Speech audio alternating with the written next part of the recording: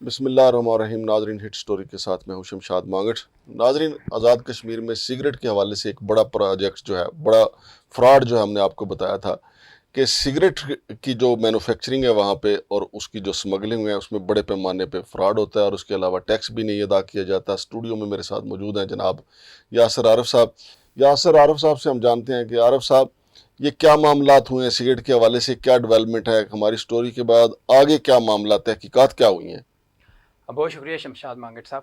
مانگٹ صاحب، یہ کریڈٹ آپ کے اس ادارے کو جاتا ہے کہ سب سے پہلے جو سگریٹ کے اوپر آزاد کشمیر کے حوالے سے جو ایشو اٹھایا تھا وہ ہم نے اٹھایا تھا. اس کے نتیجے میں بہت بڑا بھمبر کے اندر ایکشن ہوا تھا. آپ کو اگر یاد ہو تو اس وقت کے جو ہمارے آزاد کشمیر کے سینئر موسٹ منسٹر ہیں کرنل وقار نور صاحب، انہوں نے پھر ایک پریس کانفرنس کی تھی ہمارے پروگرام کے بعد، اور انہوں نے ہماری اس ساری گفتگو اور تحقیقات کی مکمل طور پہ تائید کی تھی، اور یہ کہا تھا کہ بھمبر کے اندر جو غیر قانونی طور پہ سگریٹ فیکٹری موجود تھی اس کے اوپر چھاپا مارا گیا ہے، جہاں سے تقریباً 5 ارب روپے کا جو تمباکو وہ پکڑا گیا ہے، جو غیر قانونی طور پر انہوں نے اپنے گوداموں میں رکھا ہوا تھا، اور وہ پکڑ کر انہوں نے ضبط کر لیا ہے. اور اس کے اوپر پھر ایکشن ہوا تھا. ہمارے 2 بڑے تحقیقاتی ادارے، ہم نے کہا تھا کہ انہوں نے وہاں پہ فیلڈنگ لگا دی تھی، اور ایک مکمل طور پہ اس کے خلاف ایک کریک ڈاؤن ہوا تھا بھمبر کے اندر، جو روزانہ کی بنیاد پہ تقریباً 1 کروڑ روپے کی مالیت کا سگریٹ روزانہ آزاد کشمیر سے بھمبر سے پاکستان میں اسمگل ہو کے جاتا تھا. اب اس کے اوپر کچھ چیزیں گورنمنٹ کی اور سگریٹ فیکٹری مالکان کے درمیان، کمپنیز کے درمیان چلی جا رہی تھی.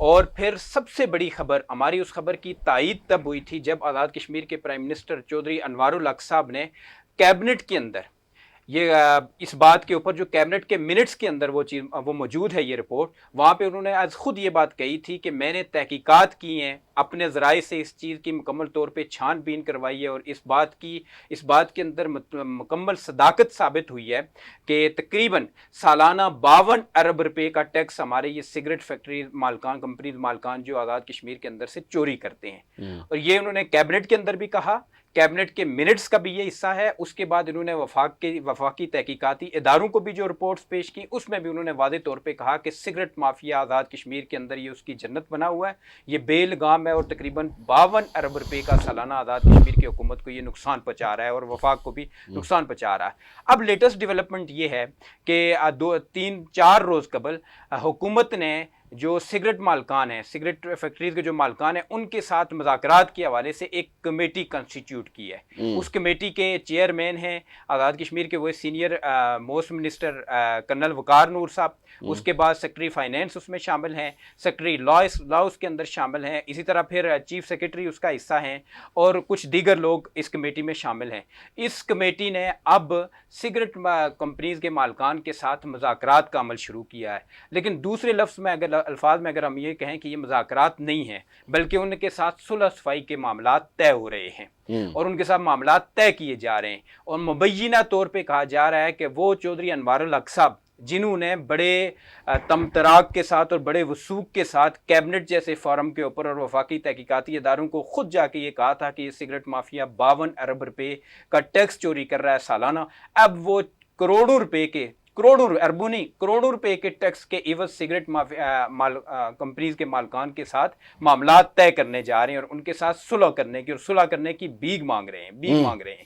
یہ ایک بہت بڑی خبر ہے. اس سے ایک چیز تو واضح ہوتی ہے، تو یا تو چودھری انوار الحق صاحب کی وہ جو اعداد و شمار تھے جو ان کے اپنے اداروں سے انہوں نے کروائے، انلینڈ ریونیو سے انہوں نے کروائے تھے، تب وہ درست نہیں تھے، اور اسی طرح ایک ہوائی خبر انوار الحق صاحب نے چھوڑ دی تھی کہ 52 ارب روپے کا ٹیکس چوری ہوتا ہے. اور یا پھر دوسری بات یہ ہے کہ انوار الحق صاحب پھر ان کمپنی مالکان کے سامنے سرنڈر کر چکے ہیں، اور کچھ لین دین کے مبینہ طور پہ لین دین کے معاملات ہوئے ہیں، جس کے بعد اب ان کے ساتھ مذاکرات کا عمل کر کے انہیں دوبارہ کہا جا رہا ہے کہ آپ آزاد کشمیر کے اندر اپنا کاروبار دوبارہ سے شروع کریں. یہ ایک چیز بڑی واضح ہو کر سامنے آئی ہے. اور انوار الحق صاحب کی جو گورننس ہے، ان کا جو انداز ہے، اور ان کی جو کمپرومائزڈ حکومت ہے، جس کے بارے میں ہم بارہا کہہ چکے ہیں کہ جب بھی کوئی پریشر گروپ، کوئی مافیا، جب وہ اس کا سر تھوڑا سا جھکا ہوا ہوتا ہے تو انوار الحق صاحب دوڑ کے اس کا جو ہے نا گردن اور دبانے کی کوشش کرتے ہیں، لیکن جو ہی وہ گردن اٹھا کر واپس ان کے اوپر حملہ یار، یہ تو ہوتا ہے سیاست کا اصول ہے. یہ تو سیاست کا اصول ہے کہ اگر آپ کے مخالفین تھوڑا سا کمزور نظر آئیں تو آپ ان کو مزید کمزور کر لیں. دیکھیں یہ سیاست ایک دنگل ہے نا. مانگڑ صاحب کچھ معاملات ایسے ہوتے ہیں جن میں سیاست نہیں کی جاتی. اگر آپ ایک طرف یہ کہہ رہے ہیں کہ اربوں روپے کا 52 ارب روپے کا ٹیکس چوری کر رہا ہے یہ مافیا, تو پھر یہاں پہ سیاست کس طرز کی ہوئی؟ یہ تو اس ریاست کو بھی نقصان ہے. دیکھیں مافیا اگر 52 ارب روپے کا ٹیکس چوری کر رہا ہے تو وہ ٹیکس چوری ہو کے بھی تو سیاست پہ میرے بھائی لگتا ہے نا. وہ کہاں جاتا ہے؟ وہ الیکشن پہ لگتا ہے. بالکل ہم یہی کہہ رہے ہیں. پھر انوار الحق صاحب کو پھر اپنی جو ہے نا وہ صفائیاں پیش کرنے کی ضرورت نہیں ہے, خود کو پاک باز اور ڈکلیئر کرنے کی ضرورت نہیں ہے. مختلف فورم کے اوپر جا کے وہ سادہ سا سفید کرتا پہن کے ہر جگہ پہ جا کے تو میں نہ کچھ کھاتا ہوں نہ کسی کو کھانے دیتا ہوں, پھر یہ بات نہیں کہنی چاہیے نا. پھر انہیں یہ اس چیز کا اقرار کرنا چاہیے جو عملاً ہے بھی. یار دیکھیں میرے بھائی یاسر بھائی, میں آپ سے اختلاف اس لیے کرتا ہوں کہ میں بھی سیاست کا طالب علم ہوں.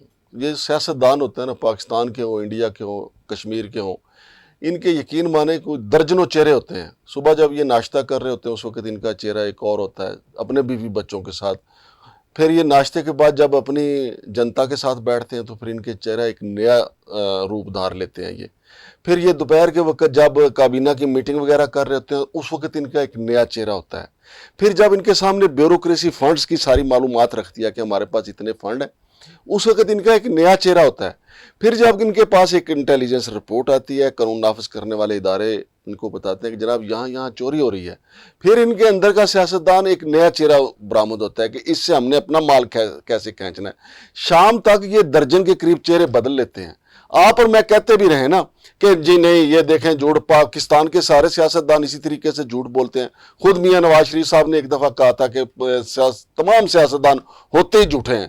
اب مجھے یہ بتائیں کہ کوئی ایک سیاستدان جس کو ہم کہیں کہ یار وہ چہرے نہیں بدلتا, وہ جھوٹ نہیں بولتا, آپ کی نظر میں ہے کوئی سیاستدان؟ تو چلیں یار اس کا ماتھا تو چومے چل کے یار آپ بڑا سچ بولتے ہیں.